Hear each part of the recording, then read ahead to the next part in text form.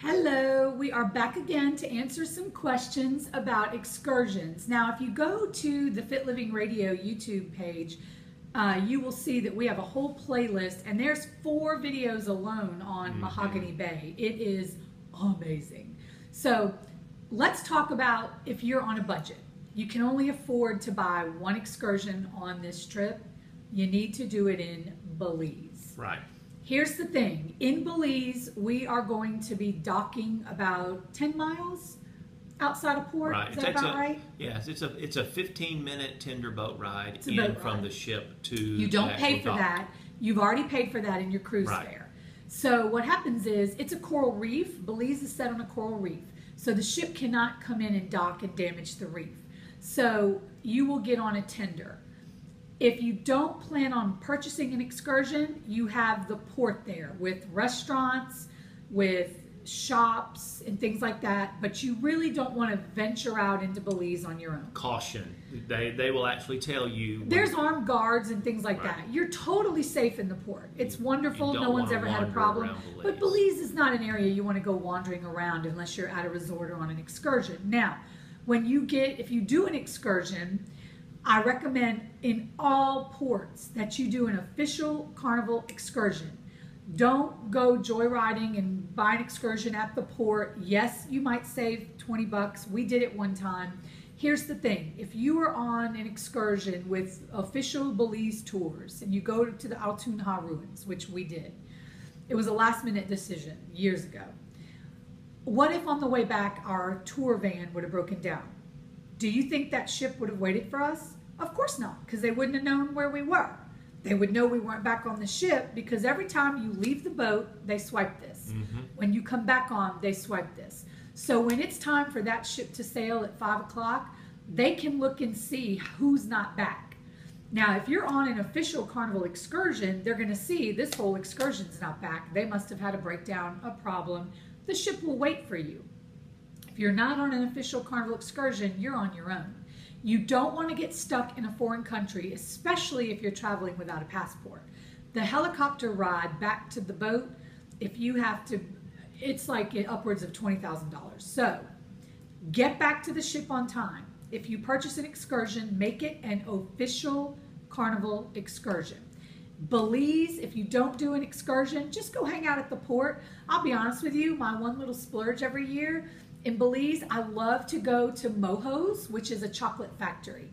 And they make these beautiful organic chocolates that you can get them made with lime and sea salt and chili. And it's really good. And I always get a bar of dark chocolate. That's my little splurge when we go on a cruise.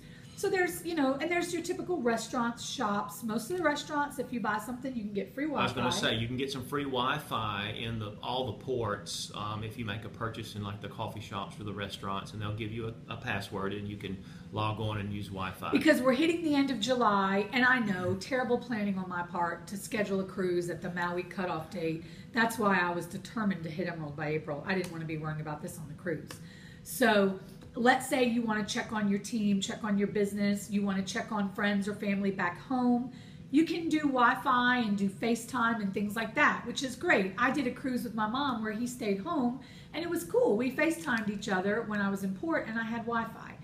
Now, another thing to remember is if you want some really good entertainment and you're back on the ship on time, go stand up on the Lido deck and watch over the rail about 20 minutes before it's time to sail.